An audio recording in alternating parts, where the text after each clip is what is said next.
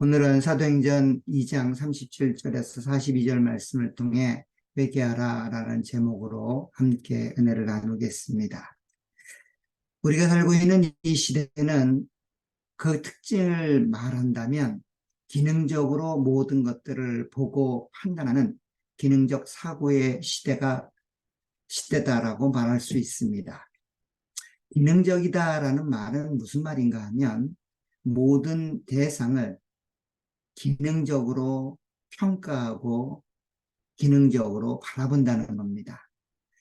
즉 유능하고 의미가 있고 특별한 기능으로 활용되고 사용이 된다면 그것은 각광받고 사랑받는 모습이지만 또 상대적으로 그 기능이 떨어지고 특별한 기능을 갖고 있지 않다면 오히려 귀함에서 제외되는 그런 현상들을 일컫는 말일 것입니다. 이런 내용은 단순히 사물을 바라보는 시각에서만 나타나는 것이 아니라 사람이 사람을 대할 때에도 나타나는 모습처럼 보여집니다. 유능하고 무엇인가 의미가 있고 무엇인가 특별한 기능을 하는 분이라면 그렇게 사랑받고 환영받고 존경받지만 또 그러지 못한 일반적이고 평범하다면 그 사랑의 내용이나 그 깊이가 혹은 존경과 그 사람을 바라보는 시각이 일반적이지 않은 그런 모습으로 나타나는 것이 아마도 오늘날의 모습, 기능적 사고가 바라보는 그런 사람에 대한 모습이지 않을까 싶습니다. 그래서 오늘날 많은 사람들은 기능적으로 특별해지고 싶어 합니다.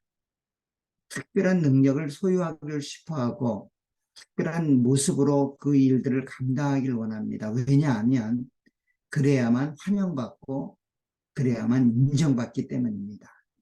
능력을 행하는 사람, 기능적으로 유능한 사람, 특별함을 가지고 있는 사람은 사랑받고 환영받지만 그러지 못한 현실 속에서 그러지 못한 사람들은 그 사랑과 환영이 조금은 덜하기 때문에 그런 모습으로 나타나는 듯이 보입니다. 아마도 이런 현대의 기능적인 사고 속에서 가장 각광받는 사람은 오늘 본문에 등장했던 베드로 같은 사람이 아닐까 싶습니다. 왜냐하면 그는 기능적으로 하루 한 번 설교를 통하여 3천 명이나 되는 하나님을 믿는 백성들을 만들 만한 능력을 소유한 사람이기 때문입니다. 오늘 본문을 통해서 베드로의 설교를 통하여 3천 명이나 되는 성도의 수가 늘어나고 하니 아마도 베드로는 기능적으로 볼 때 가장 뛰어난, 가장 환영받고 사랑받는 그런 사람이 아닐까 싶습니다.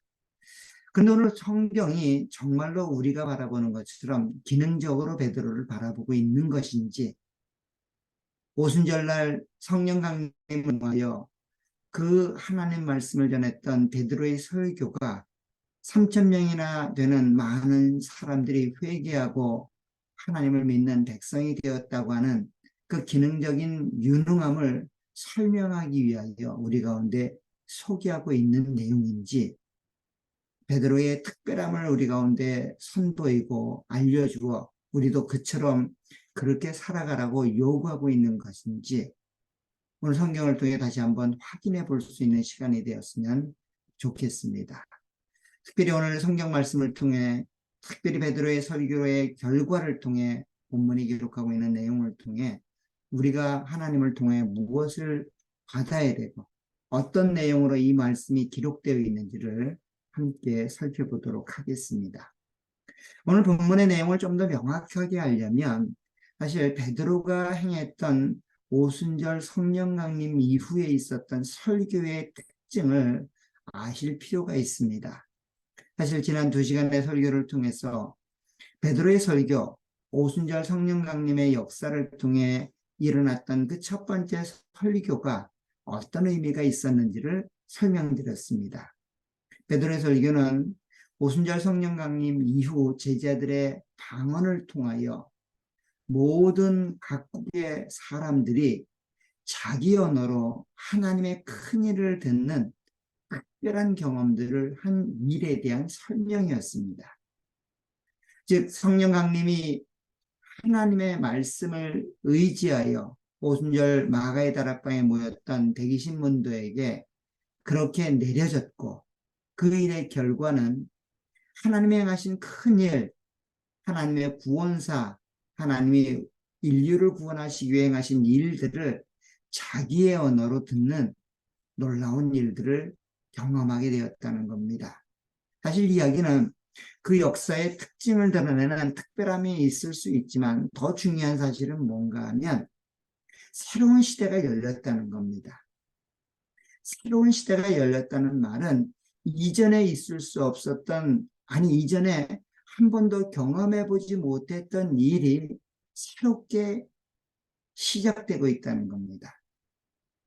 즉 성령 강림의 역사를 통해 새롭게 시작된 새로운 시대의 모습은 어떤 것인가 하면 그 하나님의 역사를 듣게 되었다는 겁니다. 그 하나님의 역사를 보게 되었다는 겁니다. 그리고 그 하나님의 역사를 깨닫게 되었다는 겁니다. 즉 성령 강림을 통하여 하나님의 행하신 일들을 보고 듣고 깨닫게 되는 역사, 이것이 새로운 시대의 특징이라는 겁니다. 왜냐하면 오늘 본문을 보면 그러한 일에 대한 깨달음을 이렇게 설명하고 있기 때문입니다. 자, 37절에 보세요. 그들이 이 말을 듣고 마음에 찔려 베드로와 다른 사도들에게 물어 이르되 형제들아 우리가 어찌할꼬 하거늘 이라고 이야기합니다. 여기 보면 마치 베드로의 설교에 대한 반응처럼 보여지는 이 어찌할꼬, 어떻게 하면 좋을까라고 반응을 했던 이 청중들의 모습을 설명하고 있습니다. 이것이 바로 베드로가 설교했던 내용을 알게 된 모습의 첫 번째 반응이라는 겁니다. 베드로의 설교를 들었던 자들이 보였던 반응이라는 겁니다. 베드로의 설교가 새로운 시대, 새로운 모습을 우리 가운데 소개하고 있는데 그것은 바로 보고 듣고 깨닫는 그런 역사가 열렸다는 겁니다. 그러면 과거에는 어떤 일이 있었을까요? 과거에는 보아도 보지 못하고 들어도 듣지 못하고 아무런 깨달음이 없었던 시대의 연속이었다는 겁니다. 사실 이런 보고도 보지 못하고 들어도 듣지 못하는 그런 시대의 모습은 우리가 이전, 즉 성령 강림 오기 이전의 모습 가운데 하나의 핵심적인 내용이었다라고 볼 수 있습니다. 이런 내용은 우리 이사야서를 통해 확인받을 수 있습니다. 우리 이사야 6장을 한번 가보십시오. 이사야 6장에 가보면 이사야 선지자를 부르는 내용들이 기록되어 있는데 특별히 8절부터 보겠습니다. 8절부터 이사야 선지자를 향한 하나님의 말씀이 이렇습니다.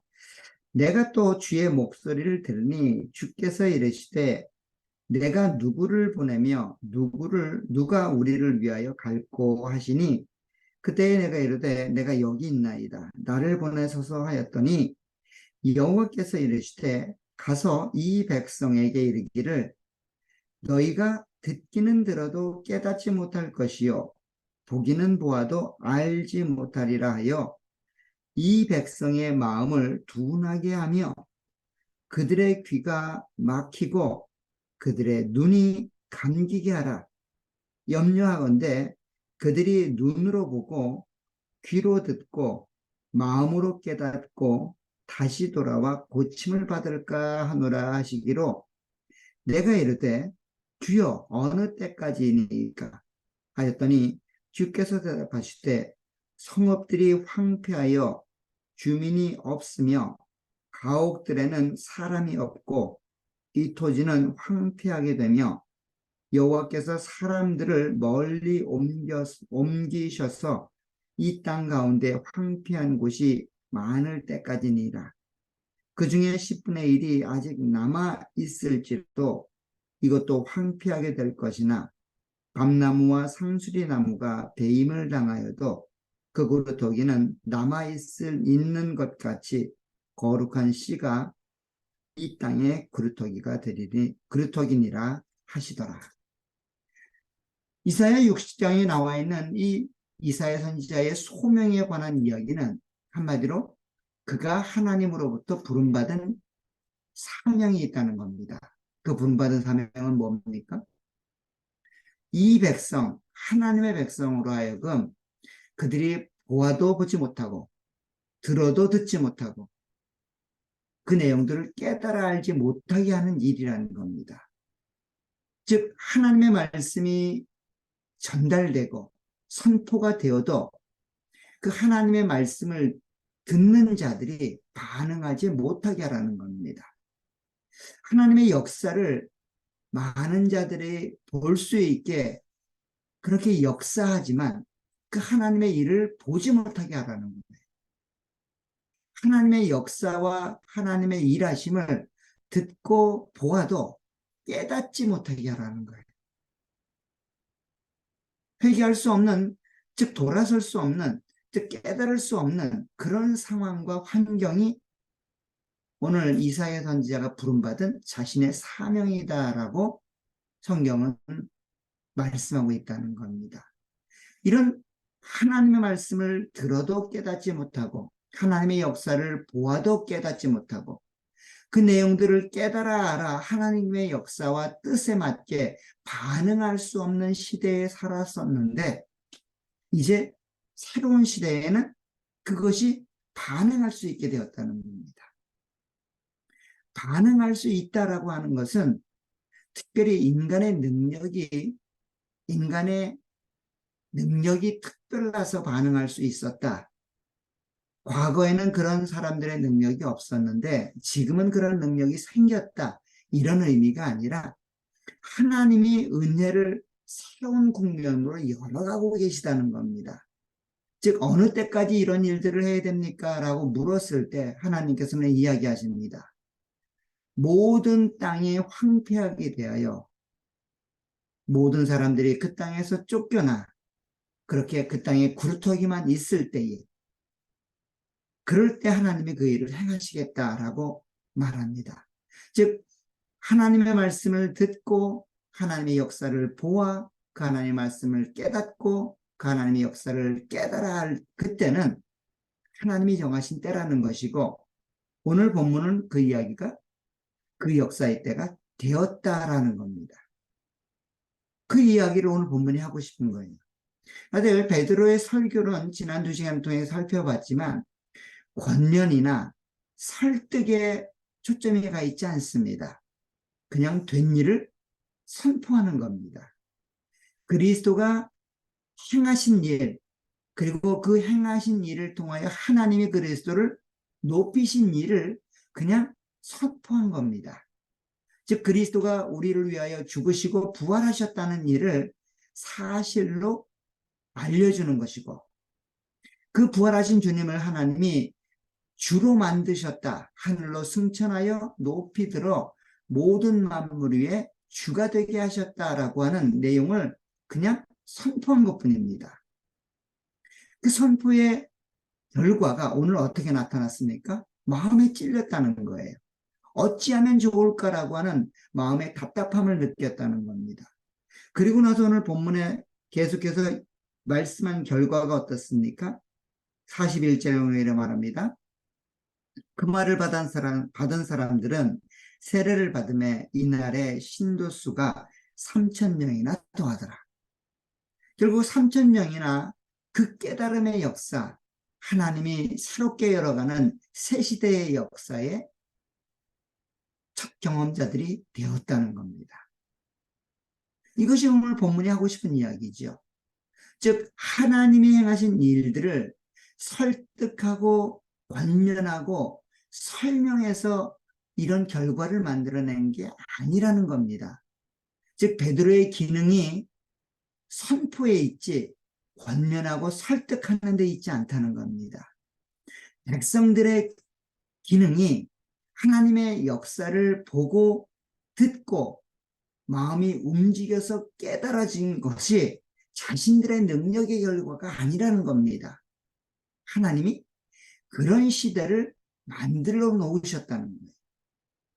하나님이 그렇게 새로운 국면을 허락해 주셨다는 겁니다. 즉 아무리 보아도 보지 못하고 아무리 들어도 깨닫지 못하는, 아무리 하나님의 은혜와 사랑들을 보고 경험하여도 그것을 보고 듣고 깨닫지 못하는 그런 시대의 한계에 있었는데, 이제는 새로운 시대가 열려 그 하나님을 볼 수 있고 그 하나님의 역사를 들을 수 있고 그 하나님의 역사를 깨달아 할 수 있는 역사가 되었다는 겁니다. 그게 바로 성령 강림을 통하여 세계 각국의 사람들이 자신의 언어로 하나님의 일을 듣게 된 그런 역사를 통해 오늘 본문이 설명하고 있다는 겁니다. 그런 역사가 우리들에게 열려졌고, 그런 은혜가 그리스도의 죽으심과 부활하심, 승천하심, 그리고 천상에서 성령을 허락해 주시는 그 첫 사역을 통하여 우리 가운데 열매 맺어지고 있고 시작되고 있음을 오늘 사도행전이 기록하고 있다는 겁니다. 그런 은혜와 역사가 우리 가운데 열려졌고, 그런 은혜와 역사가 우리 가운데 열매 맺게 되었다고 하는 이 놀라운 복음의 역사, 은혜의 역사를 오늘 본문이 우리 가운데 다시 한번 보여주고 있다는 겁니다. 그와 같은 은혜가 우리 모두에게 있기를 간절히 부탁을 드립니다. 오늘 본문에도 그런 역사를 이렇게 설명합니다. 어떻게 하면 좋겠느냐? 우리가 십자가에 달려 죽이신 그 예수 그리스도, 그분이 하나님의 아들, 하나님의 메시아, 하나님의 구원자였다면 우리는 어떻게 하면 좋겠느냐라고 묻는, 자기 자신의 마음을 치며 그렇게 묻는 백성들을 향하여 베드로가 이렇게 대답을 합니다. 38절에 보면 베드로가 이르되 너희가 회개하여 각각 예수 그리스도의 이름으로 세례를 받고 죄사함을 받으라. 그리하면 성령의 선물을 받으리니 라고 되어 있습니다. 사실 이 말은 굉장히 오해가 큽니다. 왜냐하면 한글개역 성경에 무엇인가를 얻기 위하여 행위에 대해 책임을 부여하는 것처럼 보여지기 때문입니다. 한글개역 성경을 이해하면 이렇게 되어 있습니다. 너희가 회개하여 각각 예수 그리스도의 이름으로 세례를 받으라. 그리하면 죄사함을 받으리라. 죄사함을 받게 되면 성령의 선물을 받게 될 것이다 라고 설명하는 것처럼 보여집니다. 근데 사실 이 이야기는 그런 이야기가 아닙니다. 왜냐하면 우리가 설명했던 것처럼 베드로의 설교를 이해하면 좀 더 이해할 수 있습니다. 베드로의 설교의 내용은 뭐였습니까? 우리가 원해서 성령을 받은 게 아니라는 겁니다. 하나님이 성령을 우리에게 부어주셔서 우리가 성령을 받게 되었다는 겁니다. 그게 오순절날 성령 강림의 역사잖아요. 성령 강림의 역사는 하나님 앞에 회개하고 죄사함을 받은 결과로 얻게 된 것이 아니라는 거잖아요. 그리스도가 죽고 부활하시고 하늘에 오르신 것이 우리가 무엇인가를 행했기 때문에 그분이 죽고 부활하셔서 하늘에 올라가신 것이 아니라는 거잖아요. 잘 생각해 보십시오. 그분이 죽고 부활하셔서 하늘에 올라가셨기 때문에 성령 강림이 일어난 것이지, 성령 강림이 일어났기 때문에 그분이 죽고 부활하셔서 하늘에 올라가신 것이 아니라는 겁니다. 그래서 오늘 본문의 내용을 조금 오해하기 쉽게 기록되고 해석했는데, 사실은 본문의 내용은 이런 내용입니다. 너희가 회개하여 각각 예수 그리스도의 이름으로 세례를 받으라. 왜냐하면, 이유를 설명하는 거예요. 왜냐하면 우리가 죄사함을 받았기 때문이다 라는 겁니다. 자, 회개하고 죄사함을 회개하고 예수 그리스도 이름으로 세례를 받는 것이 조건이나 수단이 아니라는 겁니다. 반응이라는 거예요. 왜냐하면 우리가 죄사함을 받았기 때문이다 라고 말합니다. 그 죄사함의 모습은 어떤 거예요? 성령을 선물로 받는 것이라는 거예요. 성령 하나님 우리 가운데 내려오시면 그것이 곧 우리가 죄사함을 받는 모습이기 때문에 우리로 하여금 회개하고 세례를 받으라고 촉구하고 있다는 겁니다. 이미 되어진 일이 그러니 그 되어진 일을 따라서 우리에게 요구하는 내용은 뭡니까? 회개하고 세례를 받으라는 겁니다. 잘 생각해 보세요. 이들이 성령 세례를 먼저 받았습니까? 아니면 회개하고 하나님께 돌아온 일을 먼저 했습니까? 성령 세례가 먼저였죠. 그래서 사도행전 1장 8절에 사도행전 1장을 시작하면서 뭐라고 이야기했어요? 이 성읍을 떠나지 말고 하나님의 약속하신 것을 기다리라고 그랬잖아요. 우리 사도행전 1장으로 다시 한번 가보십시오. 1장 4절에 이렇게 되어 있습니다. 사도와 함께 모이사 그들에게 분부하여 이르시되 예루살렘을 떠나지 말고 내게서 들은 바 아버지께서 약속하신 것을 기다리라. 요한은 물로 세례를 베풀었으나 너희는 몇 날이 못되어 성령으로 세례를 받으리라 하셨느니라.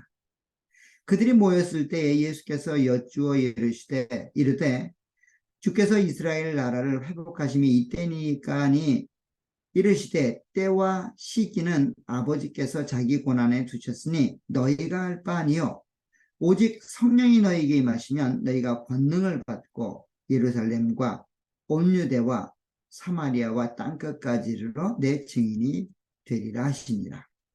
여기 보면 먼저 할 일을 먼저 우선적으로 제자들에게 요구된 일은 뭔가 하면 약속을 이루는 일을 먼저 받는 겁니다. 그게 뭐예요?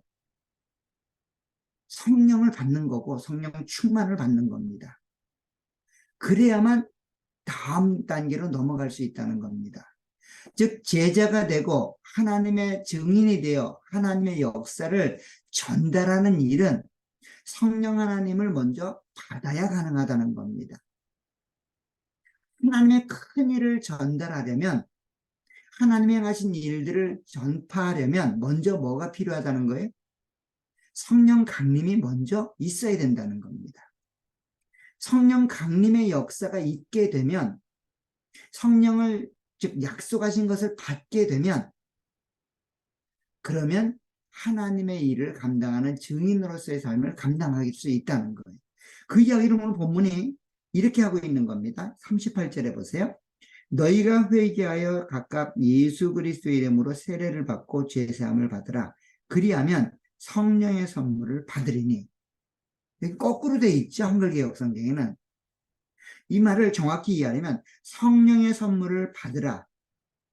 그것이 곧 죄사함을 받는 것이다. 그리하면 너희가 회개할 수 있고 예수 그리스도의 이름으로 세례를 받을 수 있다.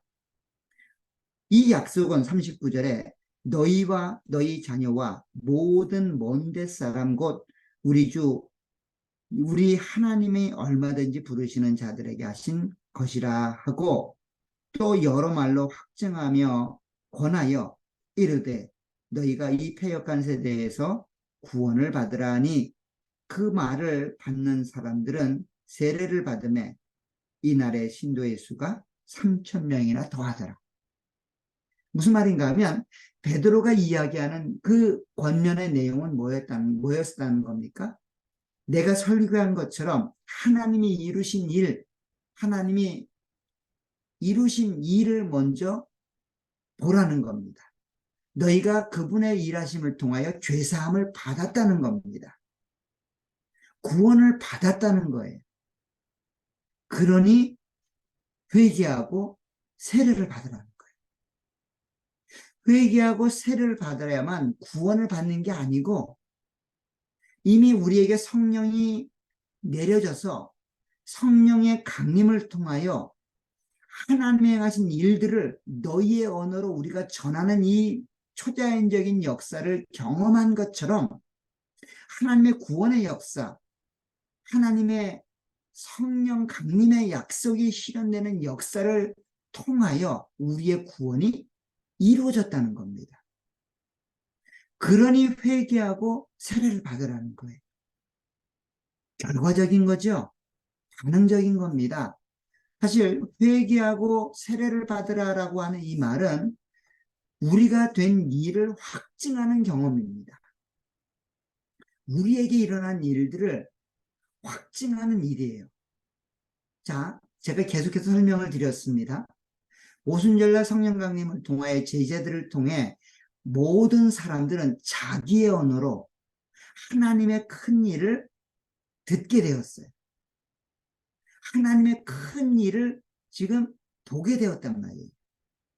그리고 자기 언어로 듣고 자기 언어로 그 일들을 알게 되었다는 말은 깨달았다는 이야기예요. 그렇잖아요. 여러분들이 누구의 말을 들었다라는 말은 깨달았다는 말을 전제하고 있습니다. 제가 하는 말을 여러분들이 듣게 되면 깨닫게 될 겁니다. 제 말을 못 듣는 사람들도 아마 있을 수 있을 겁니다. 그 사람들은 어떤 거예요? 제가 하는 말을 못 알아들은 것이 아니라 깨닫지 못한 겁니다. 그래서 여러분들이 누군가에게 어떤 이야기를 했을 때 그 이야기에 반응하지 못하는 사람들을 보면 뭐라고 설명합니까? 내 이야기 듣고 있어? 라고 묻잖아요. 아니, 여러분들이 요구하는 대로 행동하지 않는 자녀들이나 혹은 배우자들이 이야기할 때 그 이야기를 어떻게 합니까? 내 얘기 듣고 있어? 라고 묻잖아요. 듣는다는 말은 그냥 음성학적으로 소리를 듣는다는 것이 아니라 깨닫는다는 의미입니다. 지금 오순절날 성령 강림의 역사를 통해 자기 언어로 하나님의 큰 일을 듣게 되었다는 말은 깨닫게 되었다는 거예요. 새로운 시대가 열렸다는 겁니다. 새로운 국면을 맞이하게 되었다는 거예요. 이전에는 보아도 보지 못했고 들어도 깨닫지 못했던 그 하나님의 역사를 이제 보게 되었고 깨닫게 되었다는 거예요. 그게 우리의 능력의 결과가 아니라 하나님의 일하심의 결과라는 겁니다. 하나님이 행하신 결과라는 거예요. 좀 더 쉬운 말로 표현하면 하나님이 그리스도를 십자가에 다시고 부활하고 하늘을 승천하게 하신 그 일의 결과로 우리의 구원이 이루어졌다는 거예요. 우리에게 죄사함이 나타났다는 겁니다. 이루어졌다는 겁니다. 그러니 회개하라는 거예요. 그러니 그리스도의 이름으로 세례를 받으라는 거예요. 사실 여기 회개하라는 이 말도 우리는 굉장히 오해합니다. 눈물 콧물 쏟으며 마치 하나님 앞에 우리의 죄를 자복하고 하나님께 나아가 그렇게 우리의 애통하는 마음을 표현해야만 회개하는 것이다라고 생각할 수 있습니다. 근데 그게 아니에요. 그건 우리의 애통함을 드러내는 거죠. 회개는 뭡니까? 돌아서는 겁니다, 그냥. 내가 가는 길을 되돌아서는 게 회개입니다. 내가 가지고 있는 생각을 바꾸는 게 회개입니다. 얼마나 진심 어리게 마음을 통회하고 자복했는가. 얼마나 긴 시간 눈물 콧물 흘리며 하나님 앞에 울고불고 했는 이런 게 아닙니다. 돌아서는 거예요. 내가 가던 길을 멈추고 돌아서는 게 회개입니다. 세상을 향하여 우리의 마음을 쓰고 있던 우리의 마음이 하나님을 향하여 돌아서는 것. 세상의 목적과 뜻에 맞추어 우리의 삶이 맞추어져 갔었는데 이제는 그 세상을 향하여 등 돌리고 하나님을 향하여 돌아서는 겁니다. 하나님을 섬기는 게 목적이 되는 겁니다. 하나님을 사랑하는 게 목표가 되는 겁니다. 하나님을 위해 사는 것, 하나님 말씀을 지키는 것이 목적이 되는 겁니다. 그게 회개입니다. 얼마나 가슴을 치며 돌아섰느냐, 얼마나 마음에 결단이 있었느냐, 얼마나 진심 어리냐, 이런 내용은 그냥 우리가 느끼는 감정의 모습이지 그것이 회개는 아니라는 거예요. 회개는 뭔가 하면 돌아서는 겁니다. 실제로 돌아서서 세상과는 결별하는 겁니다. 세상의 목적과 뜻, 즉 자기 자신을 위해 살고 자기 자신을 목적하며 자기 자신의 내일을 걱정하고 자기 자신을 위해서 모든 것들을 집중하는 삶을 이제 돌아서는 겁니다. 하나님을 향하여 하나님의 뜻과 영광을 향하여 그렇게 돌아서는 겁니다. 그게 세례입니다. 우리가 이제 우리 자신을 위해 살지 않고 하나님을 위해 살고 우리가 이제 우리 자신의 것이 아니라 하나님의 것이 되었음을 만천하에 사람들 앞에서, 하나님 앞에서 공적으로 확인하는 일이 뭡니까? 그게 세례라는 거예요. 이제 내가 내 자신을 위하여 살지 않고 하나님을 위해 살겠습니다. 이제 내가 죄인이었다가 하나님의 자녀가 되었습니다. 하나님을 아버지라고 부르게 되었고 그 하나님의 명령에 순종하기로 작정하고 그런 사람이 되었음을 확인하는 일이 그리스도의 이름으로 세례를 받는 겁니다. 그게 바로 회개라는 거예요. 왜냐하면 우리가 죄사함을 받았기 때문입니다. 왜냐하면 우리가 성령을 선물로 받았기 때문입니다. 이것을 자꾸만 회개하고 죄사함을 받아야만 구원을 받고 성령을 선물로 받는다라고 생각하면 이게 항상 내가 어떻게 행했느냐, 행하지 못했느냐 그 결과라는 거예요. 그래서 오늘 이 이야기를 베드로가 설교했잖아요. 사실을 설교했잖아요. 여러분들이 회개해야만 합니다. 죄사함을 받아야만 합니다. 라고 설명하지 않잖아요. 회개해야 됩니다. 라고 설명하는 이유가 뭐예요? 여러분들이 죄사함을 받았기 때문입니다. 라고 설명하고 있다는 거예요. 베드로의 설교는 그거밖에 없습니다. 우리가 죽인 예수가 바로 하나님의 아들 메시아였습니다. 그가 부활하셨습니다. 그가 하늘에 올라 만물의 주가 되셨습니다. 거기가 끝입니다. 그냥 된 일을 설명하는 겁니다. 된 일을 알려주는 거예요. 그게 깨달아지는 겁니다.